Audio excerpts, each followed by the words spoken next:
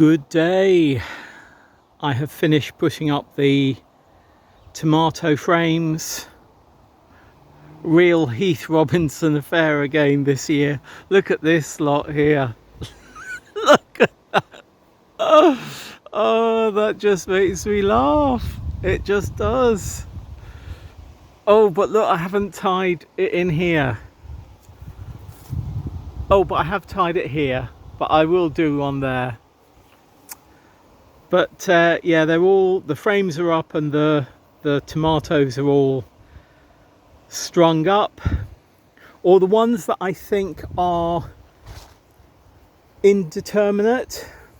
I think some of these, I think this one here, that one and that one may be determinate, but the rest I think are indeterminate, so they're being strung up. And as you noticed, what I do is like I said last week, I tie a knot there, then I pull the string right up, and then I loop it over here. And this is sort of not knotted because, as you can see, I loop it around quite a few times. So if I need to tighten it, I can undo this top bar or this top string on this top bar and then re-tighten it, which always works well for me. So yeah, those are all done, which is really great. And first broad bean, not broad bean, runner bean, first runner bean. Are there more? No, there's not. Oh yeah, look, there's some in there, 2 in there. That wind, I think, didn't really help with pollination. Oh yeah, look, there's some there coming. So they are coming. These are the Madeira Maroon, different colour. You can see that Shaz's Scarlet Emperor are the usual colour. These are the Madeira Maroon. There's one bean just forming here, and they're slightly pinkish. And then if we come over here, these are the Golden Gate, and beans forming there, and you can see they're sort of quite sort of yellow, maybe even a bit peachy. So yeah, lovely. So they're sort of well at the top, even though we sort of cut some off the other day, trim them at the top. So yeah, they're doing well at the moment, which is grand. Let me show you something else that I'm really pleased about. This isn't what I was going to show you, but I couldn't not show you this. So that's a honeybee in there and a bumblebee, and they're both rather enjoying. Well, no, the honeybee saying bugger off, isn't it? Yeah, look, the honeybee saying bugger off. Because, yeah, look at it. Wow. Oh, yeah, the honeybee. Look, it's going to a different part now. Oh, I've never seen that before. Interesting. It's moved on to, well, it's moved from one thistle type plant to another thistle type plant. Look, well, this is a thistle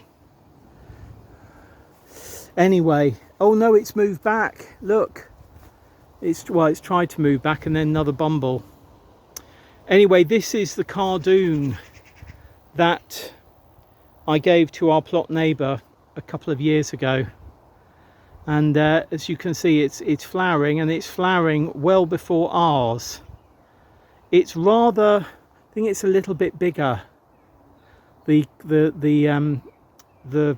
fruit is a little bit bigger, so maybe it was actually an artichoke and not a cardoon. Oh, look at that butterfly.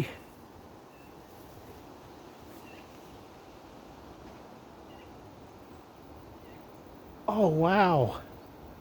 Wow. And you know what, I can't see many here now, but I have been noticing how many butterflies we have this year. Far more than other years. Really far more. Anyway, what I wanted to show you was actually in the poly. Our peppers down here, I think they've settled in after a week or almost a week. Haven't tied these up yet, so I must do that. Oh, look at the seeds forming on that lettuce. Lovely. But yeah, we knew that we had lettuce seedlings, which is great. These are from commercial seed of Marvel of Four Seasons that Vivi sent us. But then if we look at the back here, this is the cross of the Nero di Toscana and Portuguese cabbage that we sowed just a few days ago, wasn't it? Was it Friday or was it Sunday? No, it can't have been Sunday. It must have been Thursday, I think. So maybe, what's that, 5 days ago? Germination, germination, germination, germination, nation. So 1, 2, 3, 4, 5 of 15 haven't germinated so far, but just looking at the size of these, I think they just germinated today. So maybe we'll have more up tomorrow. I'll leave it as sort of till the weekend though, and we can have a look at these at the weekend, because if some don't germinate, then I will be resowing. Just putting one seed in the center like we did when we sowed these last Thursday. Very happy to see that.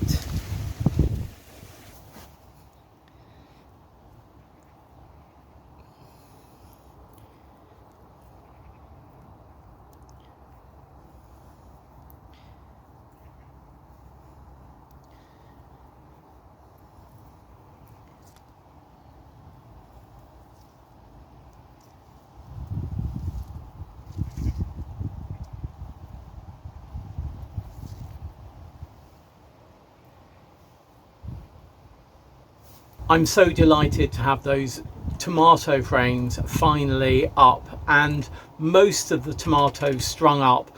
On the bed over here, they're not fully strung up yet because they're not quite tall enough. We'll see how they do over there. I think they're indeterminate, so I think they will grow. They're not bush variety, in other words, and they will grow taller.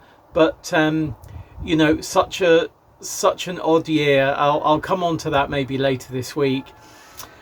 Though, yeah, just happy to get those tomato frames up and string them up. And it just feels right to me to be stringing tomatoes, because that's exactly what my uncle used to do, who commercially grew tomatoes in Guernsey. It's what my dad used to do, and it just feels right.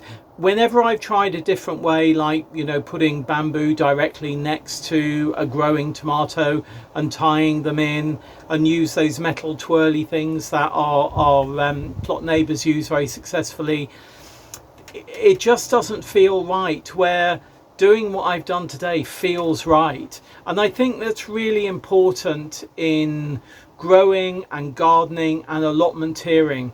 You know, we hear so many things about how things should be done. You know, you must do no dig. You'd be better if you did dig. You'd be, you know, better if you did this way.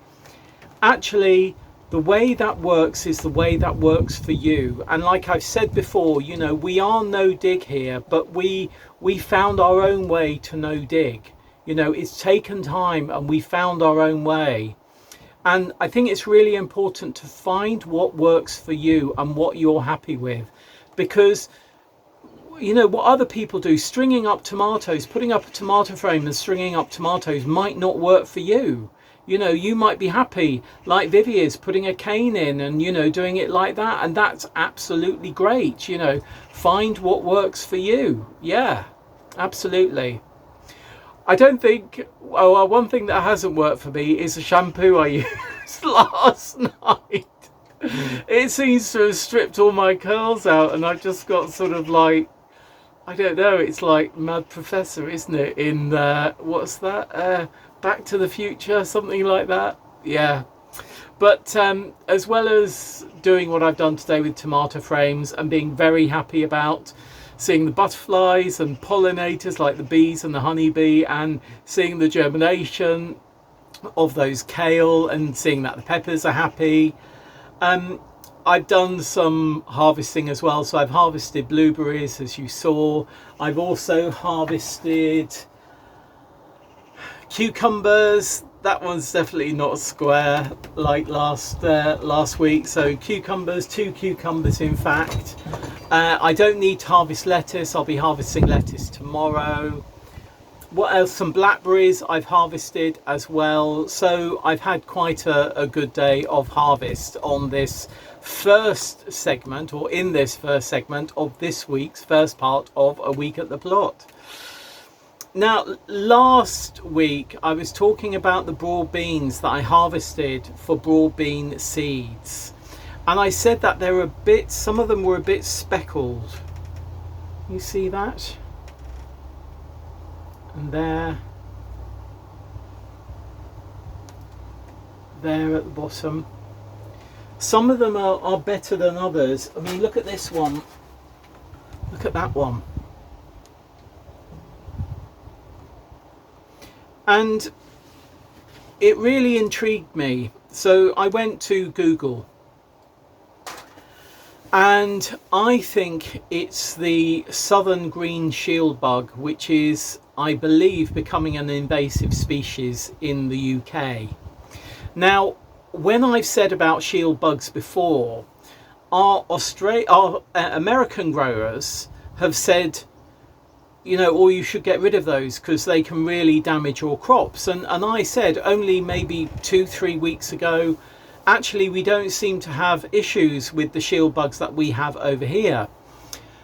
But I think I've noticed a few months ago that there were shield bugs on our broad beans, and I've seen some on our runner beans as well. And they're in their sort of early stage of life, or relatively early, and they're sort of black with white spots on their abdomen. And I'm sure, though I've looked for southern green shield bug and they seem to have greener spots than the white spotted ones that I see here. They're definitely not ladybirds. They're definitely shield bugs. But I think they have caused that damage. There is somebody at the RHS that I know that I'm going to approach with photos. I've taken a photo of the shield bug in the state that it is at the moment. I mean, there's been many of them, you know. On a couple of weeks ago I saw like 12 on a runner bean plant.